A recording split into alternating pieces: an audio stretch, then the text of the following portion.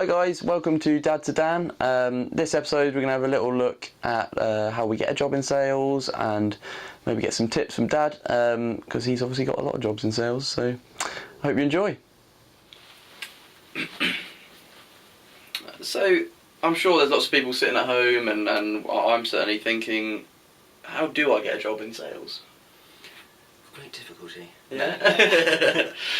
Actually, there's the good thing about sales is that, you know, from what we talked about in the last episode, really, there's a lot of people who are very anxious about getting to sales and don't want to do it.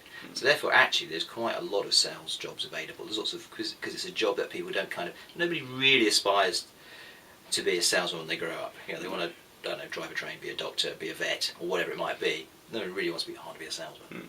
So it's not kind of like one of those careers it's got loads of people chasing it down.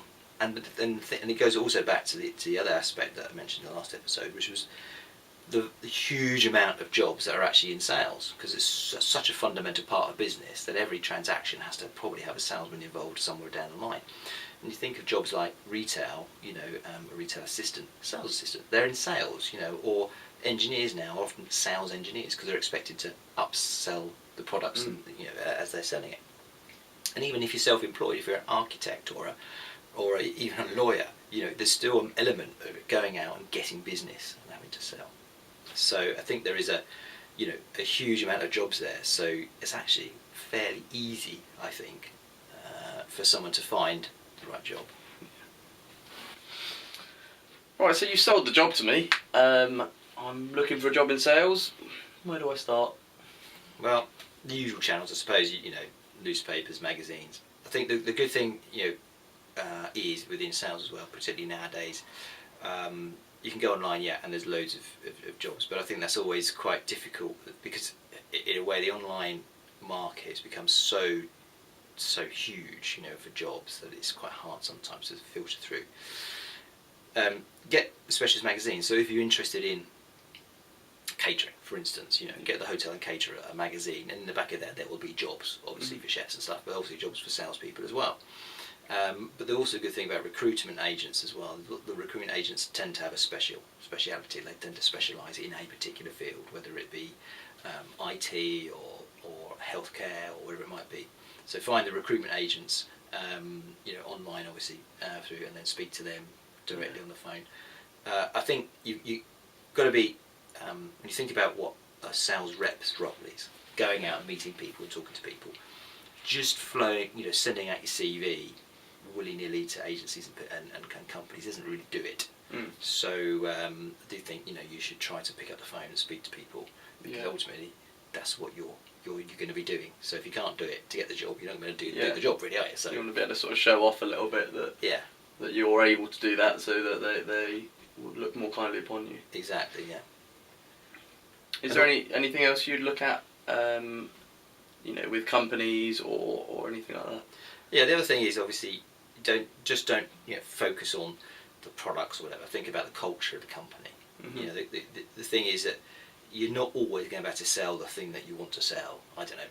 You know, you love Gucci clothes, so you want to go and work for Gucci and be their salesperson. Well, that's going to be pretty hard to get there from zero. But you know, so you're going to have to go in at different levels. So yeah, you can still sell in the sort of clothing lines, but for a different brand. But see if you can find a brand that you feel really comfortable with, that the people are really comfortable with, and the environment and the working environment, the culture, if you like. When you think about it, the sort of fundamental aspect of the sales job that you've chosen to get into is communication and verbal communication particularly. So pick up the phone and talk to people. You know, talk to the recruitment agencies. Well, that's their job. That's quite easy. But don't be afraid to ring up a company that you quite fancy working for and go and look. I'm looking to get that. Is there any jobs? Let's face it. If you can't do that, you can't sort of do that. Take that gulp of breath, and you know, and go out and sort of ring up complete strangers and sell yourself. Then you're never really going to be, you know, able to get it into sales. So you know, start now. Start doing it now. Get comfortable with doing those things. It will really help when you go later on for the job. But you know, the other thing you can do, obviously, is get to know sales. You know, and you know, obviously following blogs like this and learning more stuff about sales. And we're going to go on to further about talking about interviews and how to get a sales job. So, getting the information when you can. All about knowledge. Knowledge is power. It is indeed.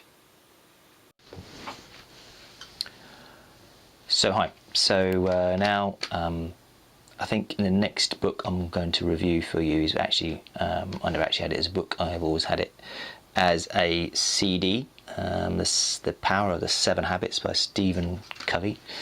And for me, this is more than just this isn't really about sales. This is more about how to be successful in life. And obviously, part of the problem in sales is actually self-motivation, which we'll come on to in a lot of the episodes that we're going to cover. And this sort of the 7 habits of highly successful people basically explains what, as the name suggests, what the habits are that successful people have. And if you can try to adopt those habits, obviously you're going to be more successful. That's really what it's about. One of the things that he talks about, which I mentioned before, I think, is that the sharpening the saw, which he talks about, which is constantly learning and improving yourself, which is what you're doing by listening to this and watching this. So I'm really pleased for that. But this book, or this CD as I had it, will really help with that and some of the other ones. So I highly recommend having a quick kind of look at that or read through that and trying to adopt those habits.